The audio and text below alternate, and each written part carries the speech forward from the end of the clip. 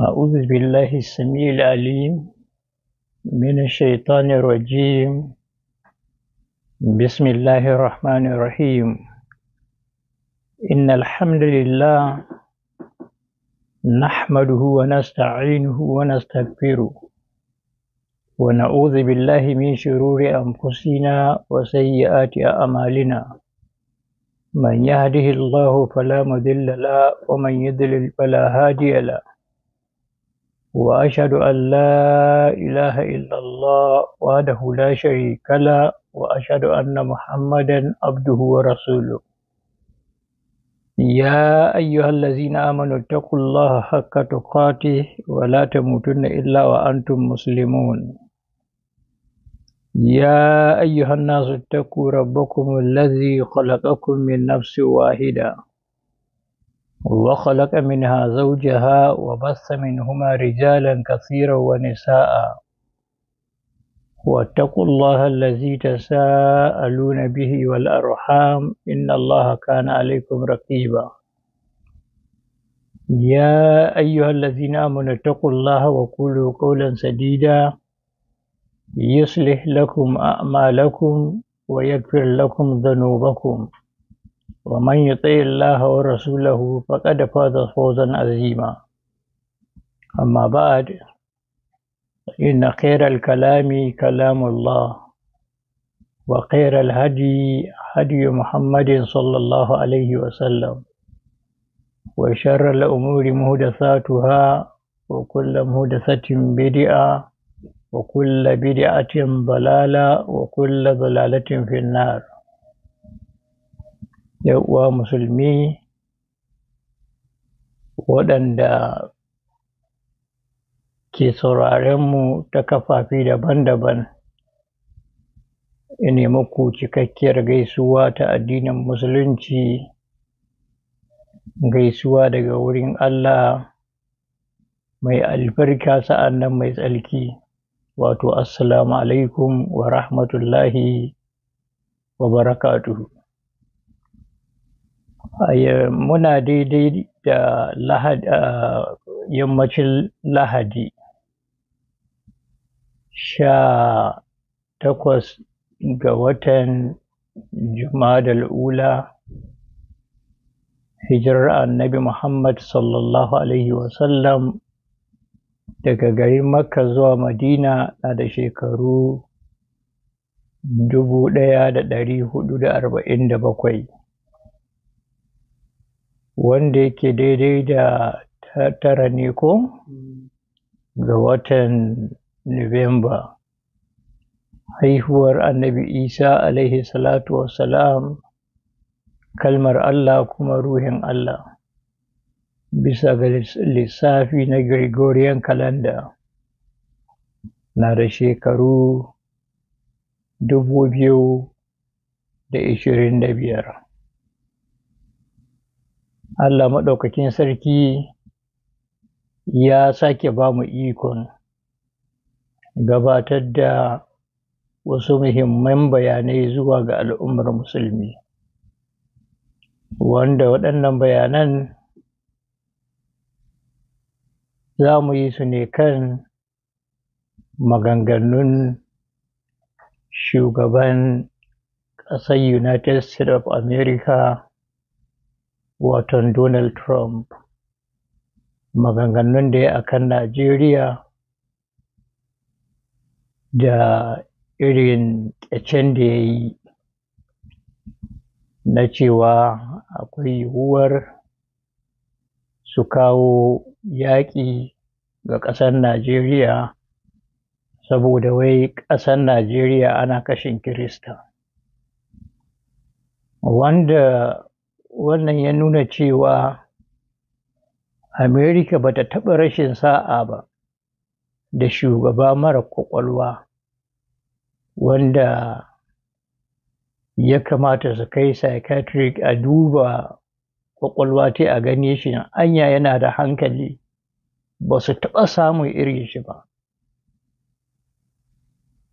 amma idan har yana da hankali to irin wannan maganar ba za ta taɓa fitowa daga bakin shi ba. domin kowa ya san dukkanin 'yan ta'addan da muke fama da su cikin Najeriya suna nan Northern Najeriya ne, suna kashe musulmi, suna ƙona garuruwan musulmi, 'yan ƙauyuka suna kwashe muna dabbobi. Yanzu arzikin da Allah ya muna na dabbobi da arzikin noma sun hana a yi noma, sun hana duka dai, sun samu gaba. Kullum cikin addu'o'i muke, masallatayyanmu kullum cikin addu'o'i muke, duk inda muka haɗu na cewa Allah ya raba mu da wanga ibtila'i. Sannan akwai garuruwan da ma ba a ko shiga su, akwai hanyoyin da ba a ko bi nan cikin Northern Najeriya, wanda a can Southern Najeriya inda Kiristan suke zaune suna can zaune lafiya. Babu inda ba a bi Lagos, babu inda ba a bi Ondo ko Ogun ko Oyo ko kuma ka dawo yankin Igbo, Anambra ko Enugu ko Abia ko Ebonyi ko Imo, duka babu inda ba a bi. Haka ma in ka shiga yankin Niger Delta, ga su nan su Akwa Ibom, su Cross Rivers, su Bayelsa, duka suna zaune lafiya, su Delta State duka suna zaune lafiya, ba su cikin wani tashin hankali. Amma mu nan arewacin Najeriya ana amfani da bododinmu, boda tsakaninmu da Kamaru, bodar da take tsakaninmu da Chadi, da bodar da ke tsakaninmu da Nijar, na iyakokin boda. Dukkanin wasu al'ummomi da suke zaune waɗannan wuraren ana gwada musu bane. Abin yana ta matsowa, yana ta matsowa, yana ta matsowa, yau ya kawo ga har cikin state capital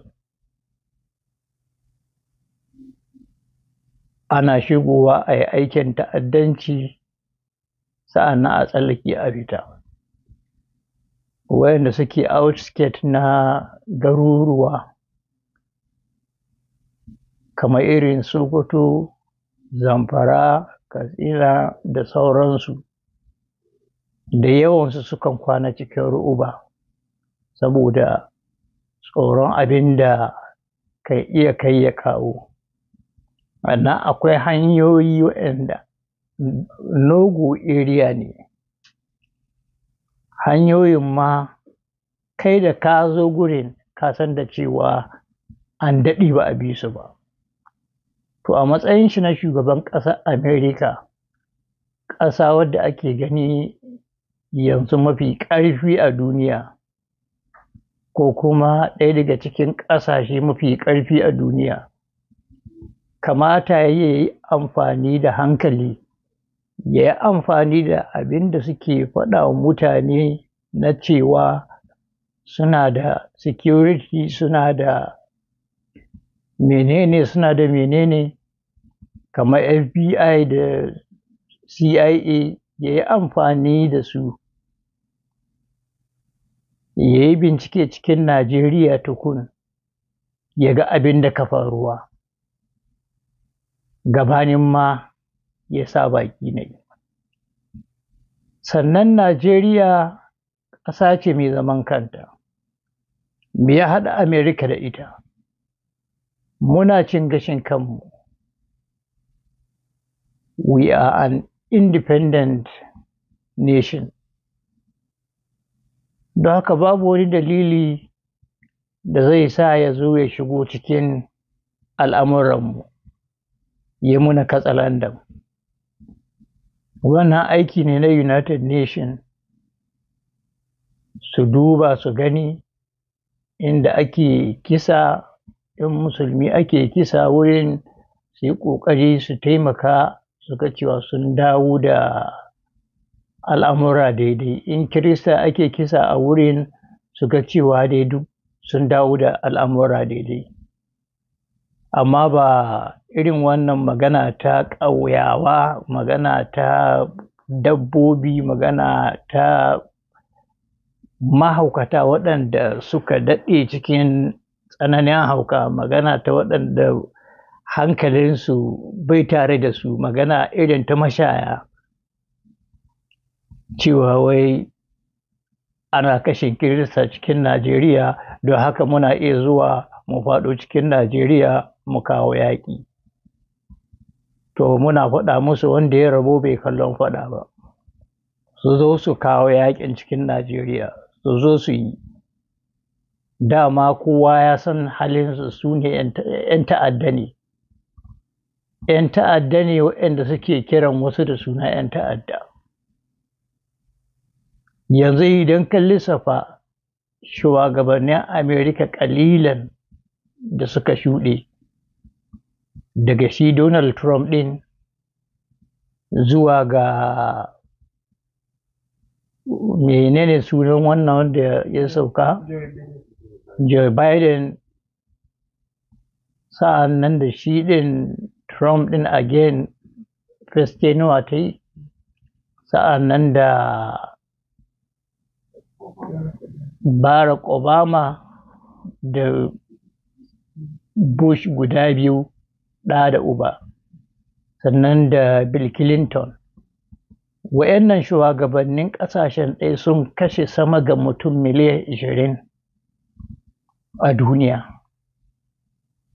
Wa'yannan su kaɗai sun kashe sama ga mutum miliyan 20 duniya. Ashe kaga kamata a yi categorizing ɗinsu, category guda da irin su Adolf Hitler, irin su Joseph Stalin, nan ya kamata a sa su. Amma su ne wai yau ke labelin ɗin mutane su ce waɗannan 'yan ta'adda ne, waɗannan ba 'yan ta'adda ba ne, saboda suna ganin cewa suna controlling media. To mu musulmin Najeriya kowa ya san mu mutane ne masu son zaman lafiya, kowa ya san mu mutane ne waɗanda suke da haƙuri da juriya da zama da waɗanda ba musulmi ba. Muna ba su dama su gina cocinsu, suna da coci yau Sokoto ta fi coci 120 cikin Sokoto.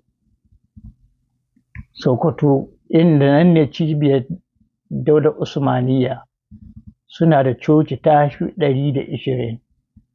Amma ka je Bayelsa ka gani masallaci nawa ne, ko kuma ka je Delta State ka gani masallaci nawa ne, ko ka je Akwa Ibom ka gani, ko ka je Anambra ka gani masallaci nawa ne, kai duk da Benue ma tafi shiga ka gani masallaci nawa ne. Mun ba su dukkanin irin damar da ake basuwa, sannan su yi kasuwancinsu yadda suke so, ga su gina gidaje irin waɗanda suke so, su zauna lafiya ba wanda yake taɓinsu. Amma sai a waye gari kwatsam ana kashe mutane Isa, Sabon Birni, mutanen su ɗan Sadau, su Maradun, ina ga sunan har ka shiga Katsina, ka shiga dawo Naija, ana kashe musulmi dare da rana, ana ƙona gidajensu, ana wulaƙanta su, ana yi matansu fyaɗe. Majalisar Ɗinkin Duniya da Amerika sun kama baki sun rufe, kamar an sa sufa gudu an rufe baki. Ba mutane ne ake kashi ba, a'a abin ma sai aka juye shi, wai Kirista ake kashi a Najeriya, wai Christian genocide. Akwai genocide yau in dai ka ɗebe irin wanda aka yi ma Falastinawa, akwai wanda ya wuce wanda aka yi mana nan cikin Najeriya. Tunda mu yaƙin mu ne ake ta kowace hanya, an san mu da arziki na kiwo, dukkan dabbobi an kore. Sa'an nan an san mu da arziki na noma, gonakinmu an hana mana mu noma. Sa'an nan ga tsadar rayuwa, mutanen ƙauye suna cikin tsananin wahala kamar yadda su ma na birni ba su kuɓuta ba. Sannan a dawo a ce ana kashe Kirista. To kowa ya san masu kashe mutane cikin Najeriya su Bello Turji ne. Ban sani ba, ƙila Bello Turji Enugu yake zaune, can na yake kashe mutane. Irin su Ado Aleru, ƙila Legas a can yana kashe mutane. Irin su Dogo Gyaɗe, ƙila shi yana Delta State yana kashe mutane. Wannan renin hankali ne da renin wayo da sheɗana. A zo ana kisan ku, maimako a kawo muku agaji, sai a zo a biyo ku da irin waɗannan maganganun. To sun daɗe ba su shigo cikin Najeriya sun ka kashe mu gaba ɗaya ba. Sun daɗe ba su zo sun ka kashe musulmin gaba ɗaya ba. Dama duka su Turjin su Dogo Gyaɗe duka ai agents ɗinsu ne. Wake ba su bindiga? Bindigogin da muke gani ga hannunsu, mun san dai ba su iya ƙera su da kansu. Mun san babu wata ƙasa wadda take kusa gare su wadda ke iya ƙera waɗannan bindigogin. Bindigogi ne waɗanda ƙasashen waje US ina suka ƙera. Ya aka yi suka shigo hannun waɗannan 'yan ta'addan? Ya aka yi suka shigo hannunsu? Haka ma sauran makamai da suke amfani da su, ya aka yi suka shigo hannunsu? Sa'an nan ga helicopters ana gani suna sauka, an gani ba su ɗaya ba ba su biyu ba, akwai shaida cikakka. Sa'an nan an kama 'yan ƙasar waje da dama daga cikinsu, an kai samame, an kama 'yan ƙasashe 'yan Europe 'yan America, an kama su ga su da hannu dumu-dumu cikin wannan. Ana kisan mu dare da rana.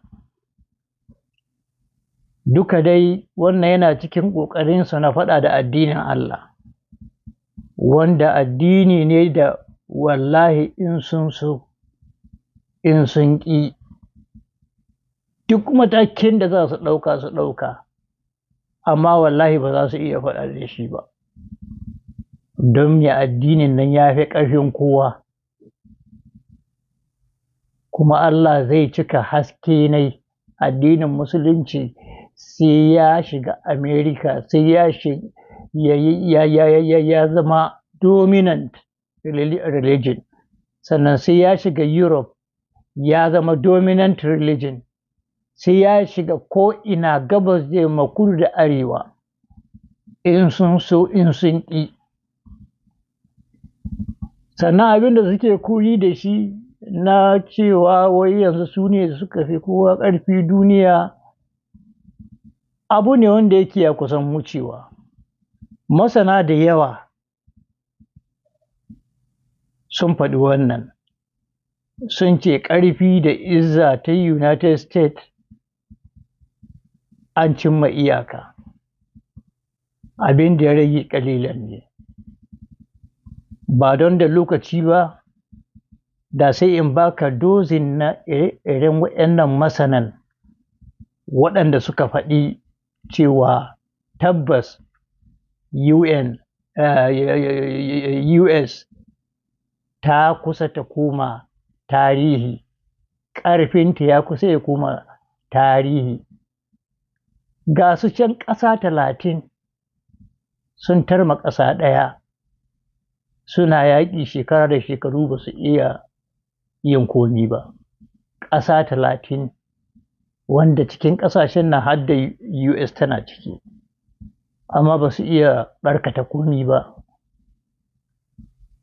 ga sunan suna kashin Falastinawa babu bala. Duk da yake in mun zo tafsirin suratul Isra za mu yi bayanin dalilin da yasa suke kisan Falastinawa, kuma wannan kisan zai zarce ba Falastin kawai ba, akwai ƙasashe da dama da suke duk ƙasar da take wannan wurin za su yaƙe ta. Amma in sun gama wannan yaƙin kuma to za su kwashi kashinsu a hannu. Allah maɗaukakin sarki zai bai wa muminai ƙarfi, sun maradadna lakum karratan alaihim. Allah ce zai ba musulmi dama akan Amerika, akan Yahudawa, akan makiya musulunci. Wa amdadnakum bi amwalin wa banina. Allah ya sa ƙasashen musulmin economy nasu ya fi economy na kowa, sannan kuma Allah ya ba su yawan mutane, yawan sojoji waɗanda suke fita yaƙi, ya zan ko'ina akwai representatives na sojojin musulunci waɗanda tsaye suke wajen ganin cewa sun kare addinin Allah. Wa ja'alnakum aksar nafira, shine za mu sanya ku zama mafi yawan sojoji nafiran waɗanda suke fita ƙasa da ƙasa. Babu wata ƙasa inda za a wayi gari babu sojojin musulmi waɗanda suke cikin wannan ƙasar. Don haka duk wannan abin da kuke yi, kuna yi ne cikin borrowed time, lokaci ya riga ya ƙure muku. Sannan addinin musulunci ya fi ƙarfinku. The fastest growing religion on earth today is Islam. Christianity ragewa ya kai. Don haka Donald Trump, addininka kullum rage yawa yake yi. Atheist ma waɗanda ba su da addini ƙaruwa suke yi. Masu addinin Hindu ƙaruwa suke yi. Amma masu addinin Kirista kullum cikin raguwa suke. Sannan masu addinin Musulunci sun fi kowa ƙaruwa. Nan zuwa wasu 'yan shekaru Musulunci zai mamaye duniya, zai zama world dominant religion. Kuna ji kuma kuna gani, ba ku da magani, ba ku da kuma wani abu wanda za ku iya yi. Da haka ku zo za ku kawo yaƙi Najeriya, ko ku tai wata ƙasa ta musulmi ku ce za ku kawo yaƙi, ko ku bai hana abin nan da zai faruwa ya faru, ko bai rage musulunci da komi. Shahidai kawai na za su ƙaruwa cikin musulmi, ko kuma naku rubabbu kawai ne. Mutum nawa, soja nawa kuka rasa cikin Afghanistan, da gudu kuma kuka fita. Yadda kuka shigo ba tare da gayyata ba, haka ma kuka fita da gudu. Sojojin da suka ɓace waɗanda ba a gane su ba, da za ka tara su suna gari guda. Babu su, babu labarinsu cikin Afghanistan, ƙasa ɗaya kurum ma. To balle lokacin da Allah maɗaukakin sarki ya tashi nuna muku ayatai, wannan lokacin za ku san abin da ake kira musulunci, kuma za ku san abin da ake kira ƙur'ani, za ku san abin da ake kira musulmi. Wannan lokacin musulmi za su ɗanɗana muku kuɗa. Kafiri zai koma bayan dutse ya laɓe, dutse ya buɗe baki ya ce, ya kai musulmi ga kafiri nan bayana. Annabi Muhammad sallallahu alaihi wa alihi wa sallam shi ya faɗi haka. Ya koma bayan icce ya laɓe, icce ya ce, ya musulmi ga kafiri ne ya laɓe bayana. sai fa wani ice da ake kira garkat shi kaɗai ne zai ɓoye kafuri. Da haka mi kuke jira? To balle kaɗan shekara 79, shekara nawa ya rage ma cikin duniya ba? Shekara nawa suka rage ma Allah ya yi maka ma talala a ci gaba da yi maka talala? Shekara nawa ya rage maka cikin duniya wanda ya kai wannan tsufa?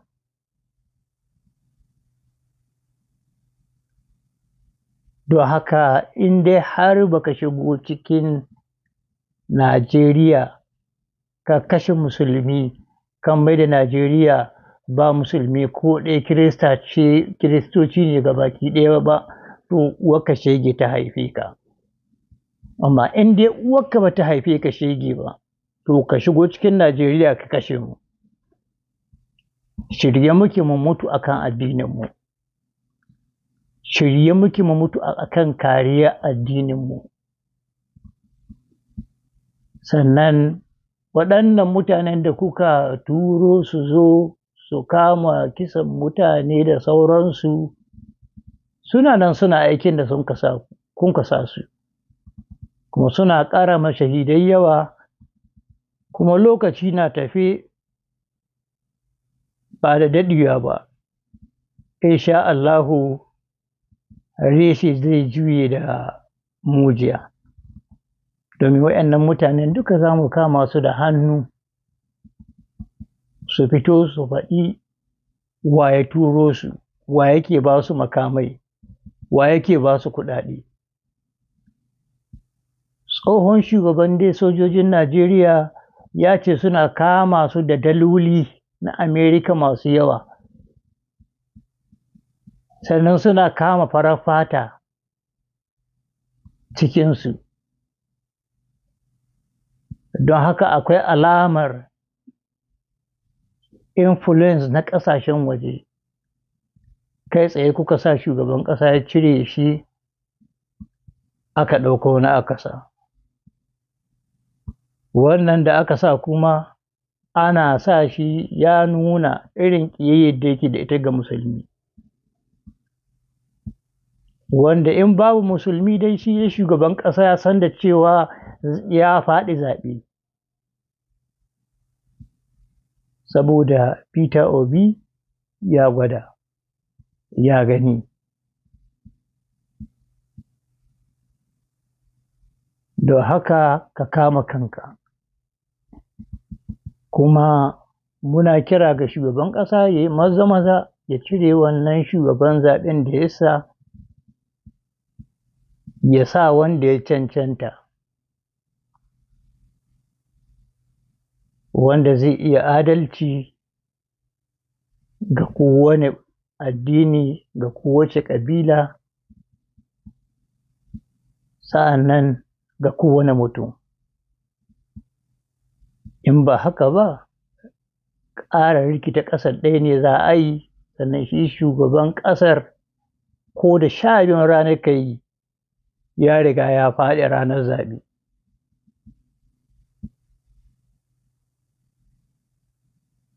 Don haka muna kuma ƙara kira ga shugaban ƙasa da ya shiga taitayi ne. Sannan 'yan majalisanmu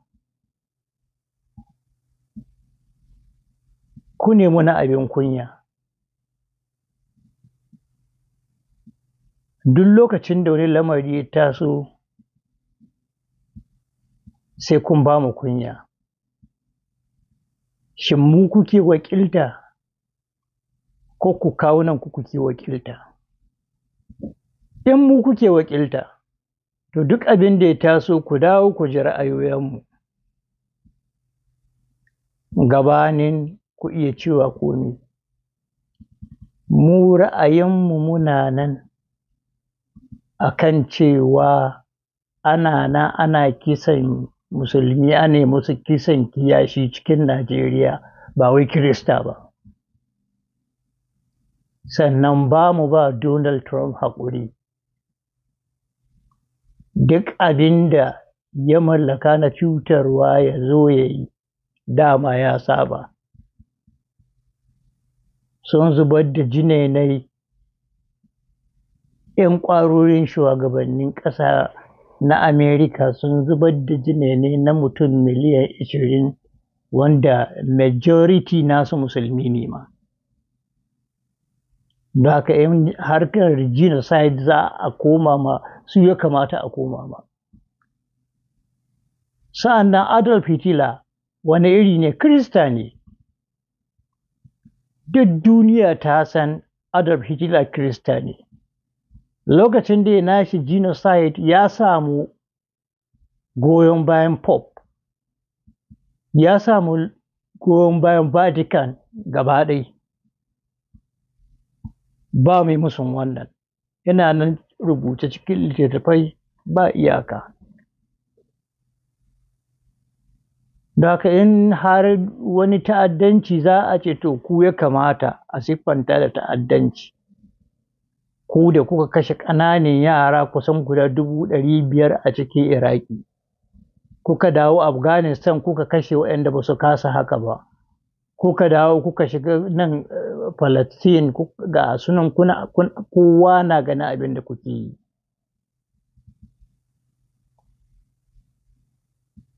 Don haka uwana musulmi mu ci gaba da riƙo da addininmu. Muna riƙe da addini na gaskiya wallahi, kuma addini ne na marasa tsoro.